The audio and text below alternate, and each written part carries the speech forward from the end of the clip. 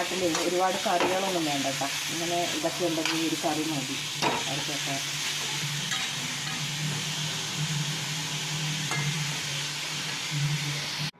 അപ്പോൾ നമ്മുടെ കപ്പയ്ക്ക ഉലത്ത് റെഡി ആയിട്ടുണ്ട് കേട്ടോ. കപ്പയ്ക്ക ഉലത്ത് റെഡിയായി. നമുക്ക് ചോറ് എടുക്കാം. അപ്പോൾ നമ്മുടെ കപ്പയ്ക്ക ഉലത്ത് റെഡി ആയിട്ടുണ്ട് കേട്ടോ. കപ്പയ്ക്ക ഉലത്ത് റെഡിയായി. നമുക്ക് ചോറ് എടുക്കാം. മോക്ക് ചോറ് എടുക്കാം.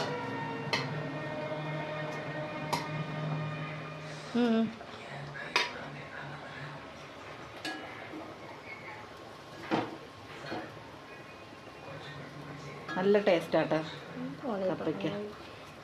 അതിൻ്റെ മുഖത്ത് തോനിട്ട് കൊടുക്കാനാണ് പറയുന്നത്. ഇത് മാത്രം മതി അത് ചോറുണ്ണാനേ.